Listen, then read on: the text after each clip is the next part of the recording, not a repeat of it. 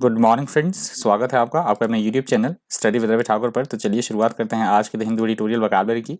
Vocabulary से आज का पहला वर्ड है रिस्ट्रेंट। रिस्ट्रेंट यहाँ पे नाउन की तरह यूज हुआ है। रिस्ट्रेंट का मतलब होता है किसी चीज़ को अपने कंट्रोल में करना, नियंत्रित करना, प्रतिबंधित करना किसी चीज़ को, उसे बोला गया है रिस्ट्रेंट। रिस्ट्रेंट्स आर रूल्स और कंडीशंस दैट लिमिट और रिस्ट्रिक्ट समवन और समथिंग। सिनोनिम्स आप देख सकते हैं कंस्ट्रेंट, कंट्रोल, चेक और कर्ब।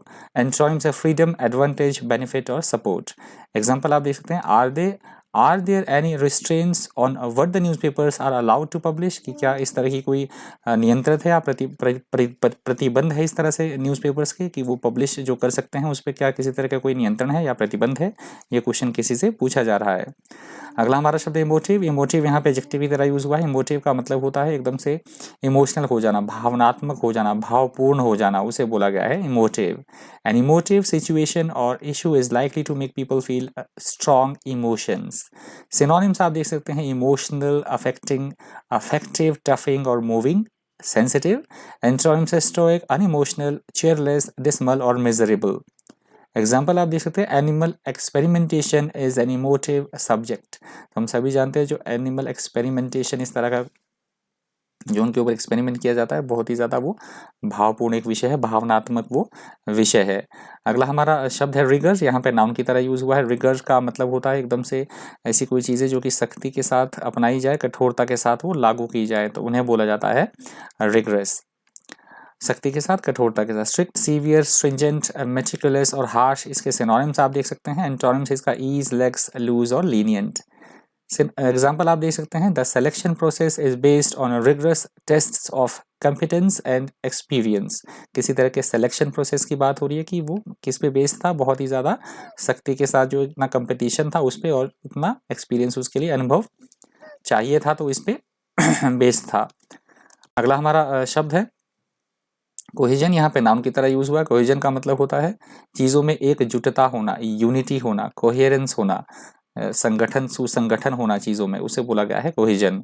The ability to say stay of it together is called cohesion. Synonyms आप देख सकते हैं कोहेरेंस, यूनिटी, सॉलिडारिटी और टुगेदरनेस।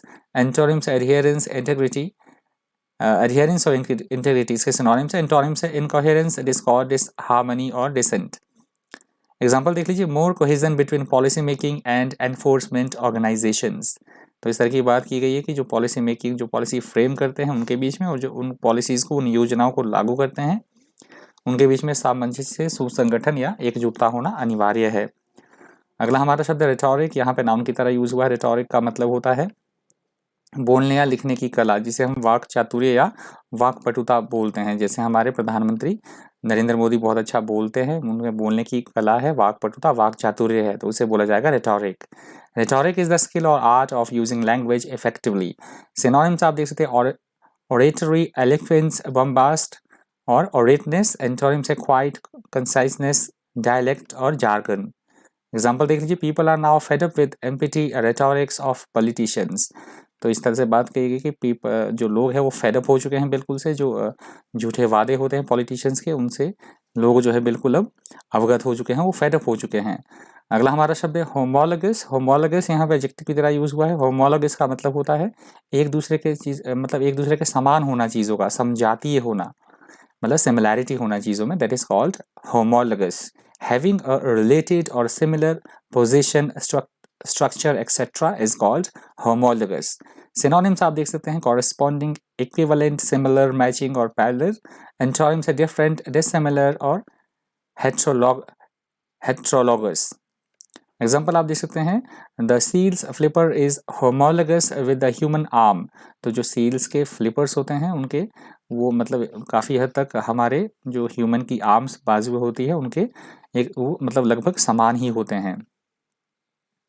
ये यहाँ पे था हेट्रोलॉगस। हेट्रोलॉगस बोल रहा है, इसको प्रोनाउंस करेंगे आप हेट्रोलॉगस। अगला हमारा शब्द है सीवियर। सीवियर यहाँ पे एडजेक्टिव की तरह यूज हुआ है। सीवियर का मतलब होता है ऐसी कोई चीज़ें जो कि बहुत ज़्यादा कष्टप्रद हो, हमें कष्ट पहुंचाने वाली हो, गंभीर हो, कठोर हो, उसे बोला जाएगा severe. You use severe to indicate that something bad और अनडिजायरेबल इज ग्रेट और इंटेंस। सिनोनिम्स आप देख सकते हैं हार्श, सीरियस, हार्ड और टफ। एंटोनिम्स है काम, माइल्ड, काइंड और पीसफुल। एग्जाम्पल देख लीजिए such terrible crimes deserve the severest punishment. तो किन्हीं टेरिबल जुर्म की बात की गई, बहुत ज़्यादा टेरिबल क्राइम्स की बात की गई है, तो बहुत ज़्यादा मतलब वो डिज़र्व करते हैं, कड़ी से कड़ी सज़ा वो डिज़र्व करते हैं।